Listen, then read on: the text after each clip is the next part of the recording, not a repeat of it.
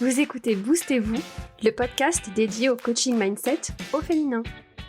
Bienvenue sur l'épisode 38 du podcast, l'échec et le prix du succès. Je suis ravie de vous retrouver ou de vous accueillir si c'est la première fois que vous écoutez ce podcast.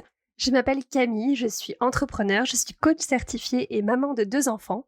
J'accompagne les femmes qui veulent reprendre le contrôle de leur vie, qui veulent se créer une vie qui leur ressemble, dans laquelle elles se sentent bien et pour ça je les aide à reprendre le contrôle de leur cerveau.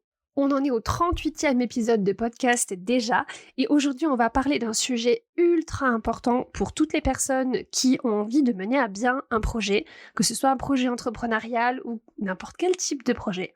C'est de revoir notre relation à l'échec. L'épisode d'aujourd'hui est un épisode un peu particulier puisque c'est en fait un extrait du module 0 de mon accompagnement consacré au mindset des entrepreneurs qui s'appelle le Power Business Club. Ce module 0 s'appelle les 10 commandements mindset de l'entrepreneur qui déchire. Donc le Power Business Club est un accompagnement de groupe qui aide les entrepreneurs à passer à l'action et à transformer leurs idées en réalité. Et le module 0 est là pour transmettre aux membres du Power Business Club le système de croyances qu'elles ont besoin de mettre en place et de cultiver pour devenir l'entrepreneur qu'elles ont envie d'être et incarner pleinement leur posture de chef d'entreprise. Dans l'épisode d'aujourd'hui, je vous partage donc le 6e commandement de ce module 0, les 10 commandements mindset de l'entrepreneur qui déchire, et ce 6e commandement s'appelle « Tu accepteras que l'échec est le prix du succès ». On a une tendance naturelle à redouter l'échec et je vais vous expliquer pourquoi dans l'épisode juste après. Et cette peur de l'échec est un des plus grands freins au passage à l'action et à la concrétisation de nos objectifs entrepreneuriaux. C'est pour ça que ça me tenait absolument à cœur de partager avec vous cet épisode pour vous aider à reconsidérer votre relation à l'échec. Je vois chez mes clientes et dans ma propre expérience entrepreneuriale à quel point la peur de l'échec peut nous paralyser dans le passage à l'action et peut nous empêcher de réaliser nos ambitions. Donc je vous propose de découvrir cet extrait du Power Business Club. Je vous souhaite une bonne écoute et puis je vous retrouve juste après. À tout de suite. Tu écoutes le 6e commandement du module 0 du Power Business Club. Tu accepteras que l'échec est le prix du succès. Pourquoi on redoute l'échec ? On passe entre 12 et 20 ans à l'école et pendant tout ce temps, on nous apprend à redouter l'échec. Le pire qui puisse nous arriver à l'école, c'est de se tromper, d'avoir de mauvaises notes, d'échouer, d'être en échec scolaire. Si on veut atteindre la réussite, et surtout une réussite extraordinaire, on doit apprendre l'exact contraire de ce principe. On doit apprendre comment échouer et comment réussir nos échecs. On doit d'abord tester tous ces essais qui ne vont pas fonctionner dans le but de trouver les choses qui vont fonctionner pour nous. Je t'invite vraiment à réfléchir en profondeur à ce concept. À l'école, plus tu te trompes, moins tu réussis. Dans la vie et dans le business en particulier, plus tu échoues, plus tu réussis. À l'école, on a été entraîné à faire ce qu'on nous dit de faire. On nous a appris qu'il y avait une bonne réponse et des mauvaises réponses. On nous a appris à ne pas remettre en question la bonne façon de faire les choses, celle qui nous était enseignée par nos professeurs. Et si tu ne faisais pas les choses correctement, alors ça voulait dire que tu avais échoué et que c'était mal. C'est presque comme si l'école était là pour nous empêcher de remettre en question le statu quo, pour ne rien faire de ce qui n'a pas déjà été fait, ne rien créer de nouveau ou de stimulant. Si on retrace l'histoire de l'école et son pourquoi originel, on apprend que c'est effectivement le cas. L'école était à l'origine un moyen de formater les esprits et de produire de bons ouvriers dociles. Sujet passionnant, mais on s'éloigne un petit peu du propos. Mais c'est une des raisons pour lesquelles les esprits les plus brillants et les plus novateurs, comme les inventeurs et les créateurs, ne s'en sortent pas hyper bien parfois dans le système scolaire classique. Si tu veux avoir du succès et accéder à la réussite, il va falloir que tu prennes le risque d'échouer. Il va falloir que tu sois prête et disposée à ressentir toutes les émotions inconfortables qui font partie de la palette des émotions humaines. Si tu es capable d'accepter et d'adopter les émotions d'humiliation, de confusion, de défaite, de déception, de destruction, alors tu seras à coup sûr en chemin vers le succès. En fait, le seul vrai obstacle qui se trouve entre toi et le passage à l'action vers la vie de tes rêves, c'est ton anticipation de l'émotion de peur. Mais quand cette anticipation ne te bloquera plus, alors il n'y aura plus rien que tu ne seras pas disposé à faire et à continuer à faire jusqu'à ce que tu arrives à destination.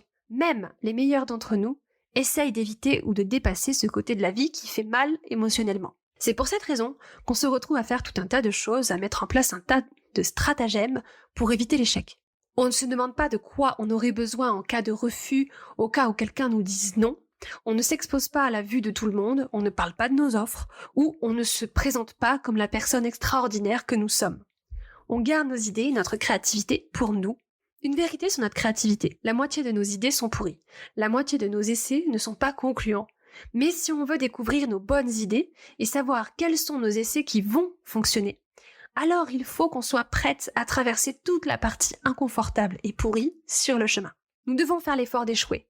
Échouer encore et encore si on veut réussir. Pense aux efforts que ça demande à un bébé d'apprendre à marcher ou à un enfant d'apprendre à faire du vélo. Au début, il n'y a pas la moindre trace de réussite, rien que de l'échec. Dans l'apprentissage de la marche, les débuts, c'est tomber encore et encore. C'est aussi se relever encore et encore. Pendant un certain laps de temps, il n'y a pas le moindre petit pas à l'horizon. Ce n'est que des chutes répétées. Mais à chaque chute, à chaque fois que le tout petit se relève, il se muscle, il gagne en équilibre, il apprend de ses erreurs. Chaque chute le rapproche un petit peu plus de la marche et de son premier pas. C'est exactement la même chose dans le business. Au début, quand tu vas sortir du confort de ta grotte, tu ne vas faire que tomber, échouer et ressentir des émotions inconfortables. C'est la voie du succès. Ça ne ressemble absolument pas à une victoire. On a l'impression de perdre encore et encore jusqu'à ce qu'un beau jour, on apprenne à marcher et qu'on gagne. La seule raison qui fait qu'on n'a pas envie d'échouer, c'est qu'on n'a pas envie de se sentir mal. On n'a pas envie de ressentir et d'expérimenter cette moitié de la vie qui n'est pas géniale niveau émotionnel. Mais au final, pourquoi on se sent mal quand on échoue? Et si c'était possible de se sentir bien à l'idée même de se sentir mal? Et si on arrêtait de se sentir mal du fait de se sentir mal? Et si on nous avait appris que cette moitié de la vie qui nous fait nous sentir mal, c'est justement ça qui nous permet de ressentir l'autre moitié, celle qui est agréable. On n'a pas besoin de se précipiter vers le mieux-être si on arrive à mieux gérer ces moments où on se sent mal. C'est une chose de comprendre ce concept, c'en est vraiment une autre de le vivre. Quand on le vit vraiment, c'est là qu'on est capable de se créer des possibilités qui valent la peine d'être vécues. Et si on ne se jugeait pas pour nos échecs, et si on se traitait avec respect, avec bienveillance et compassion, même et surtout en cas d'échec, notre expérience émotionnelle de l'échec en serait considérablement adoucie, n'est-ce pas? Prenons quelques minutes pour aborder cette idée qui est assez répandue, celle d'échapper à l'échec. On ne peut pas y échapper. Pourtant, c'est ce que beaucoup de personnes essaient de faire en courant partout, tout le temps, dans tous les sens. Être débordé et travailler jusqu'à tard le soir ne nous protégera jamais de l'échec. Ne prendre que des risques minimes, ou pas de risques du tout, ne nous protégera pas de l'échec non plus. C'est ce qu'on appelle échouer par avance ou échouer par anticipation. Et on y reviendra dans un module dédié dans le Power Business Club. Tu ne peux pas travailler plus dur pour éviter l'échec. Tu peux échouer en bossant 5 heures par jour ou en bossant 12 heures par jour. Donc ça ne vaut pas le coup de s'épuiser au travail dans le but d'éviter l'échec. Alors arrête d'essayer. Décide d'échouer et de t'avancer vers l'échec, de le traverser à chaque fois qu'il se présentera. La vérité, c'est que l'échec t'emmène là où tu veux aller aussi vite, voire plus vite que le succès. Quand tu veux tester de nouvelles possibilités pour ton business et pour ta vie, tu vas devoir essayer un tas de choses différentes. La plupart de ces essais ne fonctionneront pas, mais chacun d'entre eux va t'apprendre quelque chose sur ce qui marche et sur ce qui ne marche pas. Tu sauras que tu fais les choses correctement si à chaque fois qu'un de tes essais ne fonctionne pas comme espéré, tu vas t'évaluer, prendre des notes, puis essayer encore ou essayer autrement. Tu continues à avancer sur ton chemin, ton élan te permet de continuer à avancer, et finalement, tous ces échecs te conduisent vers le succès.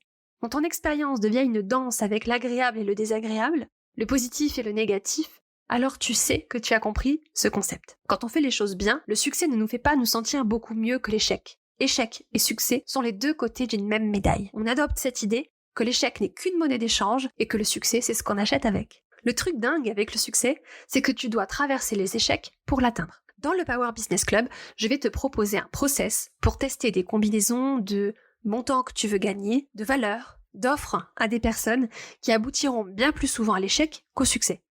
Les personnes qui ont du succès sont avant tout des gens qui sont très bons dans leurs échecs.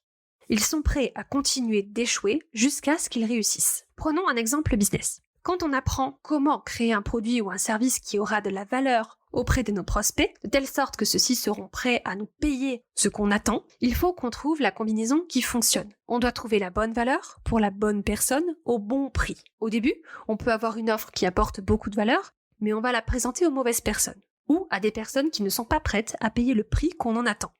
Ou peut-être que notre objectif financier sera trop élevé par rapport à la valeur qu'on propose. Quand la combinaison valeur, personne, prix ne fonctionne pas, on a l'impression d'être en échec. Pour beaucoup d'entre nous, on va en tirer des conclusions sur nous en tant que personne, se dire qu'on est un échec. Ce type de discours s'apparente à une crise de colère version adulte, et il est fort probable qu'on en rencontre beaucoup le long du chemin vers le succès. Ou alors, si cette combinaison valeur, personne, prix ne fonctionne pas du premier coup, on va en déduire que notre business ne décollera jamais. La clé, c'est de réussir à dépasser la colère et d'essayer une nouvelle combinaison aussi vite que possible. La formule valeur, personne, prix en elle-même n'est pas bien compliquée, mais les feedbacks qu'on va recevoir, eux, le sont parfois. Quand on passe du temps à créer une offre, on pense que celle-ci a beaucoup de valeur en raison du temps et de l'énergie qu'on y a mis. Et quand on découvre que personne sur le marché actuel n'est prêt à nous acheter cette offre, alors il nous faut tout recommencer. Et ça n'a rien de facile. On va probablement y ressentir une sorte de défaite ou de colère, de la frustration, parce que notre dur labeur n'est pas récompensé. Mais l'échec, c'est ce qui nous permet d'avancer.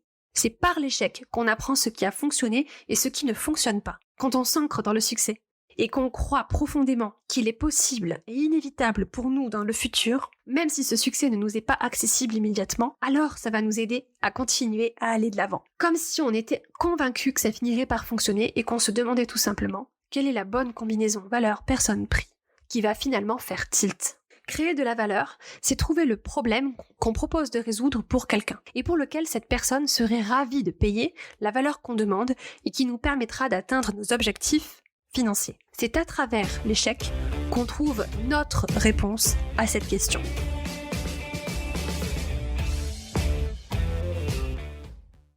Voilà pour ce que je voulais vous partager aujourd'hui, donc un extrait du module 0 du Power Business Club. J'espère que les concepts partagés dans cet extrait vous auront été utiles et vont vous permettre d'envisager votre aventure entrepreneuriale avec un regard différent. Si vous aimez ce que vous entendez sur ce podcast, vous allez adorer l'approche du coaching Boostez-vous. Pour découvrir les différentes options d'accompagnement que je propose, rendez-vous sur mon site internet camillegaudin.fr/accompagnement. Vous pourrez y réserver une séance découverte, 1 heure de conversation entre vous et moi. On clarifie les objectifs vers lesquels vous avez envie d'aller. On identifie les blocages que vous avez au passage à l'action. Je vous donne des pistes pour lever ces blocages. Je réponds à toutes vos questions sur un accompagnement en coaching avec moi et je vous aide à prendre la bonne décision pour vous et pour votre business. Tous les liens pour me retrouver sont bien sûr disponibles en description de cet épisode de podcast. Voilà pour ce que je voulais vous partager aujourd'hui. Je vous souhaite une excellente soirée, après-midi, nuit, en fonction du moment où vous écoutez cet épisode de podcast. Et puis on se retrouve la semaine prochaine pour un nouvel épisode. Bisous! C'est la fin de cet épisode. Si vous entendez ce message, c'est que vous êtes resté jusqu'au bout. Et pour ça, je vous remercie du fond du cœur. Si cet épisode vous a plu, plusieurs options pour soutenir le podcast. Vous pouvez laisser un avis 5 étoiles sur Apple Podcast ou sur Spotify. Vous pouvez partager cet épisode, le podcast, autour de vous à toutes les personnes à qui il pourrait être utile. Vous pouvez aussi vous abonner au podcast sur la plateforme d'écoute de votre choix et vous serez notifié des nouveaux épisodes chaque semaine. Et si ce que vous avez entendu ici vous a plu, rejoignez la newsletter de Boostez-vous. Vous y retrouverez mes meilleures astuces, mes conseils, des coups de boost et plein de contenus exclusifs. On se retrouve très vite pour un prochain épisode de Boostez-vous. D'ici là, prenez bien soin de vous. Bisous!